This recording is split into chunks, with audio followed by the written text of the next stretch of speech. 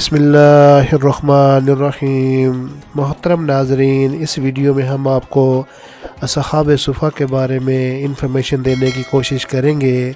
صفا عربی زبان میں چبوترے کو کہتے ہیں۔ مسجد نبی صلی اللہ علیہ وآلہ وسلم سے متصل ایک چبوترا بنایا گیا۔ اس پر سایہ کرنے کے لیے کھجور کے تنے ڈال دیے گئے۔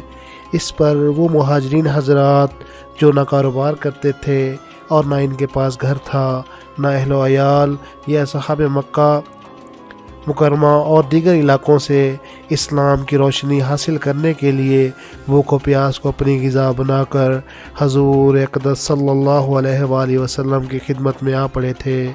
ان حضرات کی تعداد کبھی کم ہو جاتی، کبھی زیادہ ہو جاتی تھی، کیونکہ اکثر مسافر حضرات بھی اسی چبوترے پر آ کر ٹھہر جایا کرتے تھے، جن کا مدینہ منورہ میں کسی باشندے سے تعارف اور تعلق نہ ہوتا تھا۔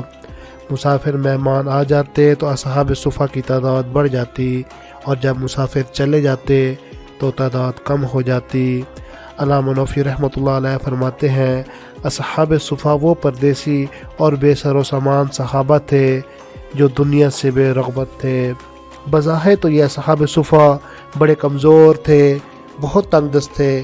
ان کے پاس پہننے کو اچھا لباس نہ تھا، ان کے پاس کھانے کو غذا نہ تھی، ان کے پاس لیٹنے کے لیے گرم و نرم بستر نہ تھے، ان کے پاس رہنے کے لیے اپنا گھر تک نہ تھا، لیکن اللہ پاک کی بارگاہ میں یہ بڑے مقبول بندے تھے۔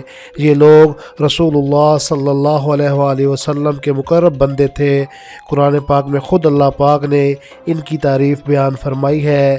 چنانچہ پارہ نمبر 15 سورہ قاف کے آیات نمبر 28 میں ارشاد فرمایا، اور اپنی جان ان سے مانوس رکھو جو صبح و شام اپنے رب کو پکارتے ہیں۔ ناظرین کرام، اصحاب صفا نے اپنی زندگی اس انداز سے گزاری کہ وہ آج تک امت کے لیے مشعل راہ کی حیثیت رکھتی ہے۔ ان کا اخلاص، تقوی، زہد، عاجزی، شوق علم، خدمت دین، توکل، خوف خدا، عشق مصطفیٰ سمیت تمام اچھی خوبیاں اپنی مثال آپ ہیں۔ حضرت طلحہ بن عمر رضی اللہ تعالیٰ عنہ کہتے ہیں، جو شخص باہر سے نبی اکرم صلی اللہ علیہ وآلہ وسلم کی خدمت میں حاضر ہوتا، اگر مدینہ منورہ میں اس کا کوئی جاننے والا ہوتا تو وہاں چلا جاتا، ورنہ اہل صفا کے ہاں ٹھہر جاتا۔ حضرت طلحہ رضی اللہ تعالیٰ عنہ بتاتے ہیں، میں لوگوں میں سے تھا جنہیں اہل صفا کے ہاں ٹھہرا دیا۔ میں نے دیکھا کہ ایک آدمی روزانہ رسول اکرم صلی اللہ علیہ وآلہ وسلم کی جانب سے ہر ایک کو کھجوریں بھجواتا تھا۔ اہل صفا کی فاقہ کشی بعض اوقات اتنی بڑھ جاتی تھی کہ نماز میں قیام کرنا مشکل ہو جاتا اور وہ گر پڑتے تھے۔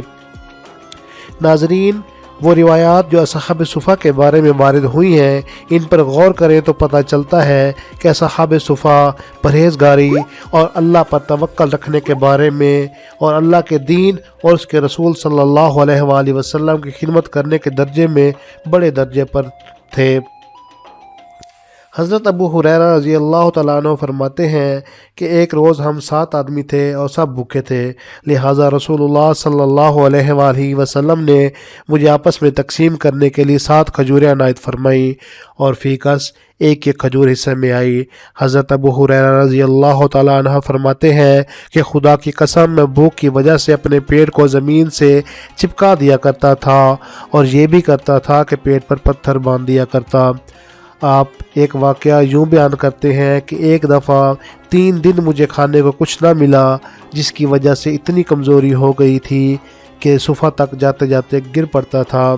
یہ دیکھ کر لڑکے کہنے لگے، دیکھو حضرت ابو ہریرہ دیوانہ ہو گیا۔ میں نے کہا، تم دیوانے ہو جو کسی بیچارے کو بغیر حال معلوم کیے دیوانہ بتا رہے ہو۔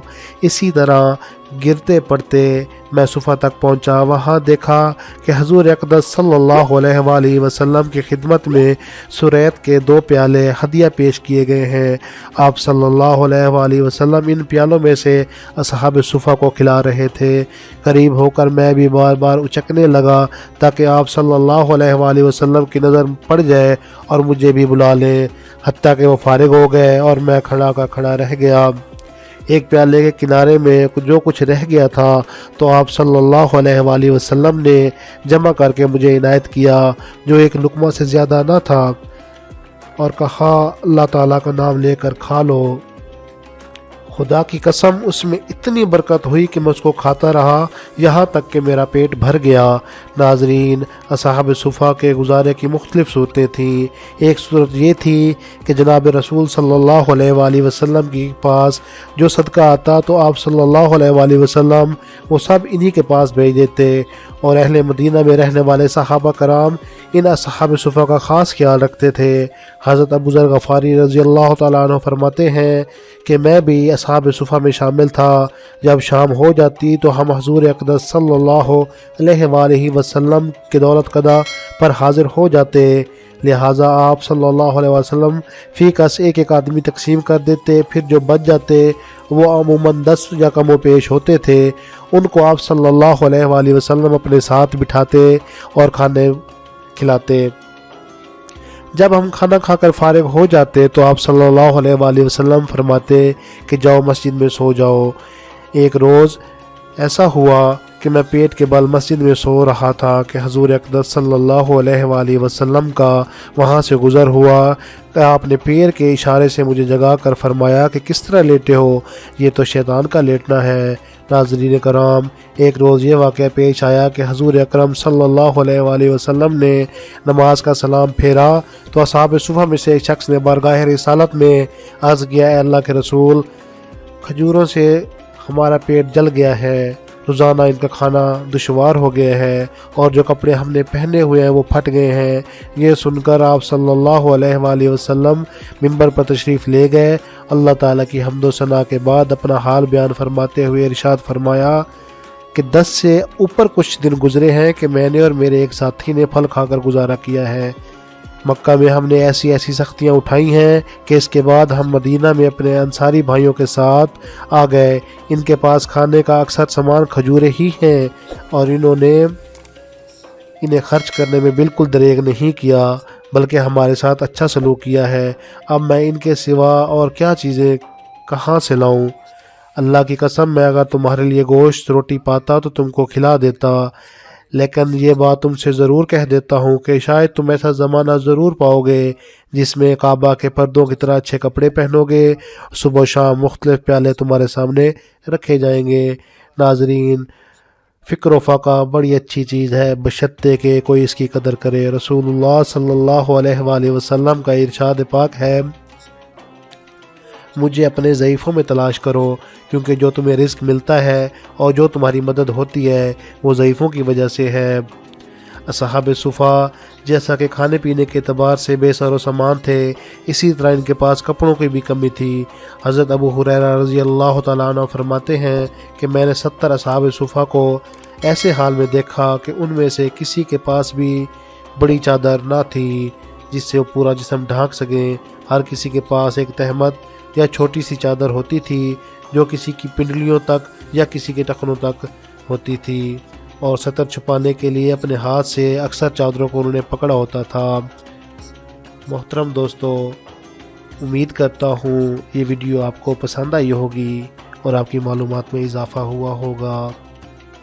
مزید ایسی ویڈیوز دیکھنے کے لیے ہمارے چینل کو سبسکرائب کریں اور ہر نئی اپڈیٹ کے لیے گھنٹی کے آئیکن کو دبا دیں تاکہ ہماری آنے والی ہر نئی ویڈیو سب سے پہلے آپ کو ملے۔ انشاءاللہ بہت جلد ایک نئی ویڈیو کے ساتھ آپ کی خدمت میں حاضر ہوں گے۔ تب تک کے لیے والسلام۔